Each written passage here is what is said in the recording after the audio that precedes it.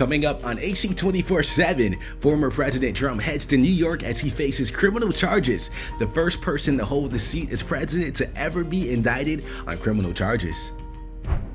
Plus, a Colorado judge orders the owners of a popular LGBTQ+ nightclub, Club Q, to hand over surveillance tapes in the trial for the mass shooting. And for the fourth quarter straight, Tesla has missed the mark when it comes to car sales.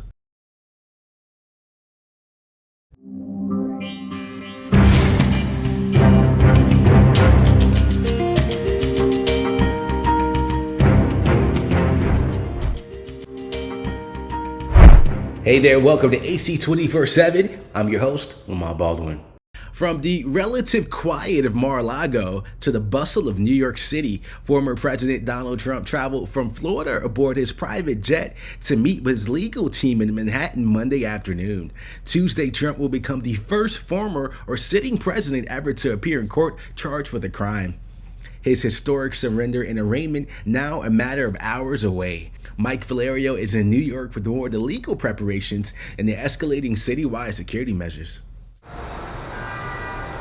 Former President Donald Trump is expected to spend Monday evening back in Trump Tower, strategizing with his legal team ahead of Tuesday's voluntary surrender and arraignment. He's taken into custody with his Secret Service detail in tow.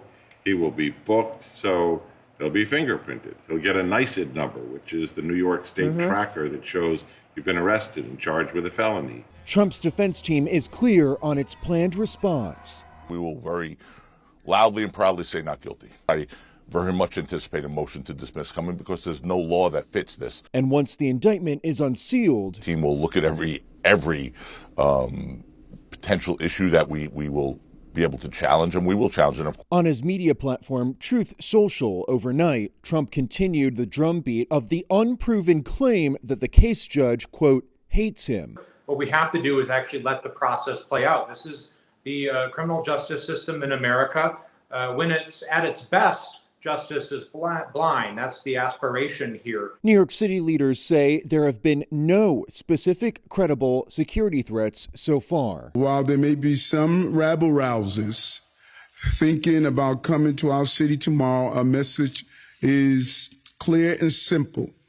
Control yourselves. Violence and destruction are not part of legitimate, lawful expression, and it will never be tolerated in our city.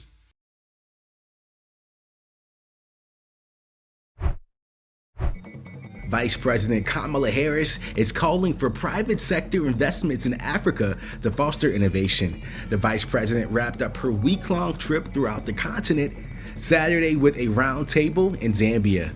Harris says that she learned much during her trip, including examples of the innovation the U.S. wants to create.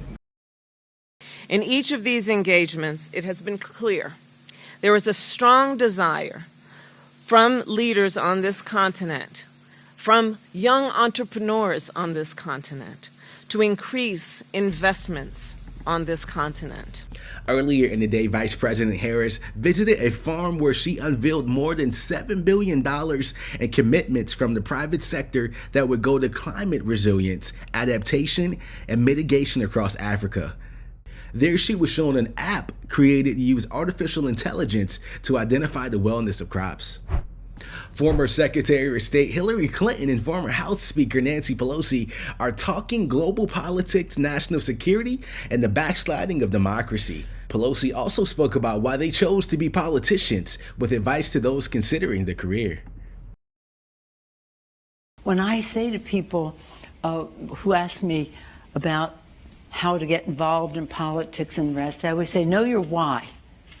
Know why you want to do this. Clinton recently joined the staff at Columbia University as a professor teaching the practice of international and public affairs at the School of Public Affairs. Pelosi has served in Congress since 1987. She was the first woman elected Speaker of the House. A Colorado judge is ordering the owners of Club Q to hand over their surveillance videos dating back 18 months before the mass shooting. 5 people were shot and killed in the Club Q shooting November of last year. It was a popular LGBTQ gathering place. In court, the owners made no argument against sharing the footage and handed over a thumb drive to the defense team. However, the judge blocked the release of the body cam footage of the club surveillance video to the public. Aldridge, who according to court documents identifies as non-binary, faces 323 criminal counts for the shooting. The arraignment is scheduled for May 30th. President Biden is criticizing acts of violence and discrimination against Americans that identify as non-binary and transgender. Advocates gathered in Washington for this year's Transgender Day of Visibility. Biden spoke about the anti-trans laws that have passed, recently calling them, quote, a wave of discriminatory state laws. The president says the bullying, discrimination, and political attacks that trans kids face have exacerbated our national mental health crisis. At least 385 bills targeted towards LGBT+ communities have been introduced around the country. For the 4th straight quarter, Tesla has made more cars than it has delivered to customers. In the last year, Tesla has produced 78,000 more cars than it had sold. The company completed more than 422,000 sales this quarter, but fell short of its original forecast.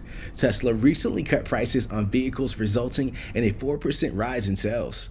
Production and sales are up, but they don't meet Tesla's 50% growth rate target for the year. If you enjoy drinking alcohol, listen up.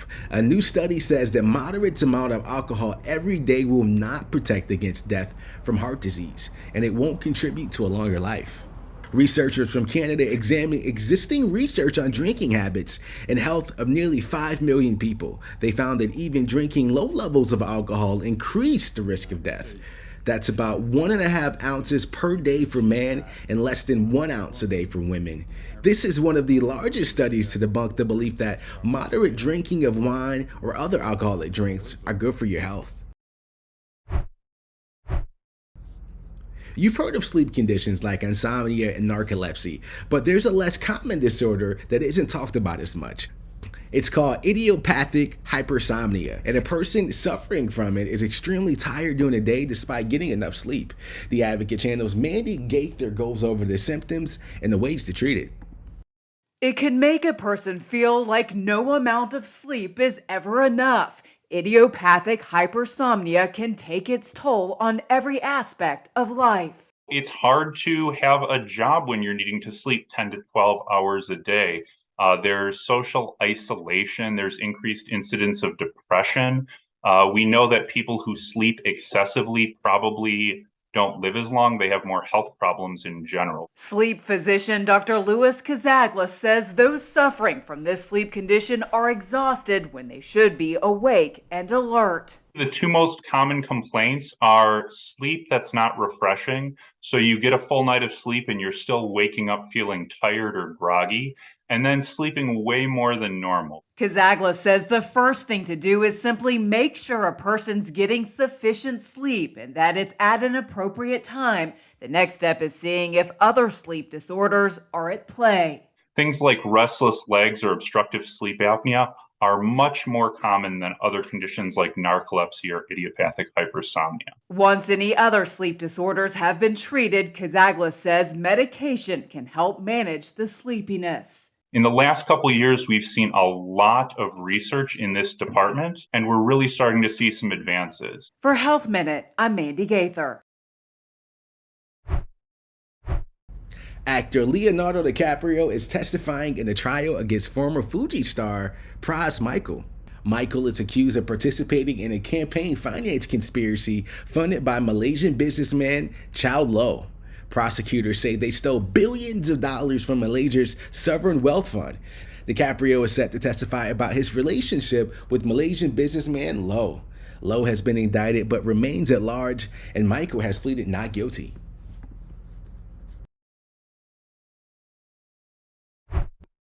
Thank you for joining us for AC 24/7. For more content that advocates to you, go to advocatechannel.com and make sure you follow us on Instagram, Twitter, and Facebook, and subscribe to our YouTube channel. For the Advocate Channel, I'm Lamont Baldwin.